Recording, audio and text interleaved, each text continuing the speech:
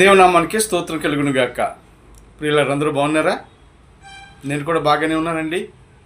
యూట్యూబ్లోను స్టేటస్లోను వీక్షిస్తున్నటువంటి ప్రియ వీక్షకులందరికీ కూడా నా హృదయపూర్వక వందనాలు. మనం ఎన్నో రోజులుగా చూస్తున్నటువంటి క్రిస్మస్ ఇలా వచ్చింది, అలా వెళ్ళిపోయింది. అయితే ఇక క్రిస్మస్ అయిపోయిన తర్వాత మామూలు జీవితమేనా, పాత జీవితమేనా? ఒకసారి ఆలోచన చేయండి. ఎన్నో క్రిస్మస్లు మన జీవితంలో దొర్లిపోయాయి.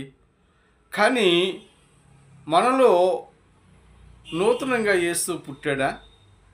మన హృదయంలో, మన అంతరంగంలో యేసుక్రీస్తు ప్రభు పుట్టినట్లయితే అది రోజు క్రిస్మస్సే. మరలా వచ్చే సంవత్సరం క్రిస్మస్ వరకు కూడా నీవు చూడవలసిన అవసరం లేదు సుమా. అయితే ఈరోజు నీకు చెప్పాల్సినటువంటి మాట, ఈ క్రిస్మస్ వెళ్ళిపోయిన సందర్భంగా నీకు చెప్పే మాట ఏంటంటే, ఈ వీడియో ద్వారా దావీదు భక్తుడు ఒక మాట చెప్తున్నాడు. కీర్తనల గ్రంథంలో 51వ కీర్తన 10వ వచనంలో ఇలా చెప్తారు: నా అంతరంగములో స్థిరమైన మనసు నూతనముగా పుట్టించుము. ఎంత చక్కగా ఉందా కదండి మాట. దావీదు భక్తుడు పాపంలో పడిపోయాడు. అలాంటి పరిస్థితుల్లో దేవుని దగ్గరకు వచ్చి, నా మనసు స్థిరముగా లేదు, నాలో స్థిరమైన మనసు నూతనముగా పుట్టించినట్లయితే నేను నీకు సన్నిహితంగా జీవించగలుగుతాను, నీ వద్దకు రాగలుగుతాను అని దేవుని దగ్గర తన పాపాన్ని ఒప్పుకున్నట్లుగా మనం చూస్తుంటున్నాం.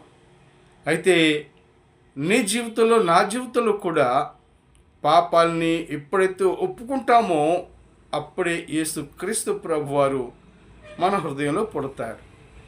అలాంటప్పుడు మరి రోజు కూడా ఏమవుతుంది? క్రిస్మస్సే కదా.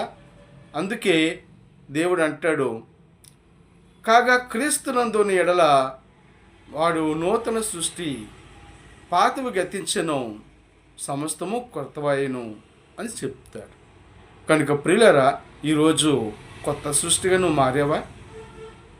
దేవుని సన్నిధిలో స్థిరమైన మనస్సు నీకు హృదయంలో నూతనంగా పుట్టిందా? అలాగైతే అదే నిజమైన క్రిస్మస్ అని నువ్వు గుర్తించాలి. ఇంకా స్థిరమైన మనసు లేకుండా, స్థిరమైన జీవితం లేకుండా దేవుని సన్నిధిలో అస్థిరుడుగా ఉంటున్నావా? కొంత లోకము కొంత దేవుడు అని. అలా ఉంటే నిజమైన క్రిస్మస్ కాదనే విషయాన్ని తెలియచేస్తూ నీకు మాటలు తెలియచేస్తా ఉన్నాను. రోజు నూతన సృష్టిగా మారితే అదే నూతన మరి